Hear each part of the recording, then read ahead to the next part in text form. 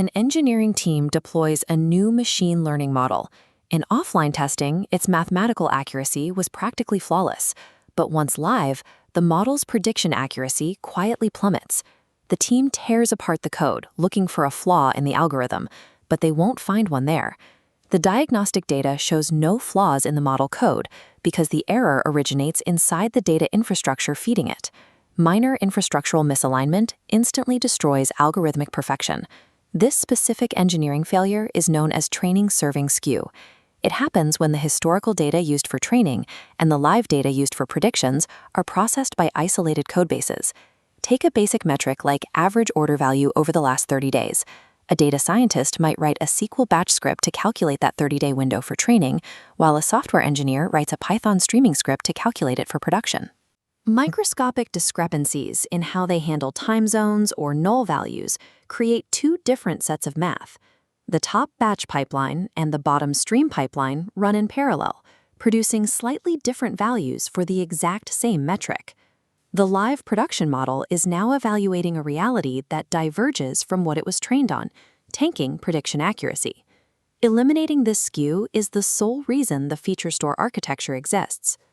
The first step to fixing this is ending the practice of writing isolated, ad hoc data queries scattered across random Jupyter notebooks. Instead, we centralize every metric in a unified registry. This blueprint shows the registry acting as a centralized code repository for every single feature your engineering team builds. The registry decouples the mathematical definition of a feature from the infrastructure that actually computes it. Each feature requires a strict definition, a canonical main, the exact transformation logic, and the entity it is keyed to, like a user ID. Treating features as code enforces consistent logic. Both the historical training pipelines and the live serving pipelines pull from the same definition. With the definitions locked in, the computation layer physically executes the logic. Instead of separate scripts, a centralized batch job now ingests the raw incoming events. Looking at the data flow, the central processor reads the logic definition from the registry and splits the output into two identical streams. The top stream routes historical data into a data warehouse, creating the offline store.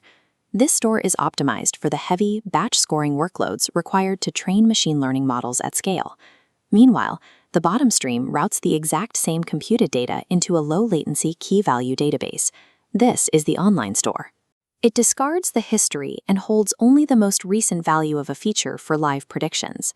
Using identical code to write to two highly specialized storage environments is the mechanism that ensures training-serving skew is impossible. The offline store presents its own danger when pulling data to build training sets. Any historical data pull requires strict point-and-time correctness. This timeline shows the risk. If you run an unfiltered query, you might pull a user's feature value from today and apply it backward to an event located 3 months in the past. Grabbing a present-day value for a historical training row leaks future information into the model's training phase. The feature store architecture structurally blocks this data leakage. It forces the query to select only the data point that existed at that specific historical moment.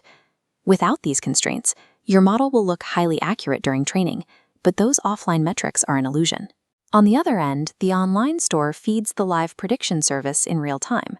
A production model cannot wait for complex database joins. It needs its feature vector immediately.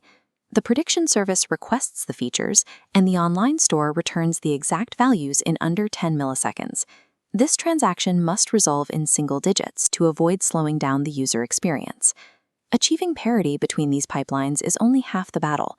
The system also requires continuous surveillance. The first dial on our dashboard is the freshness metric.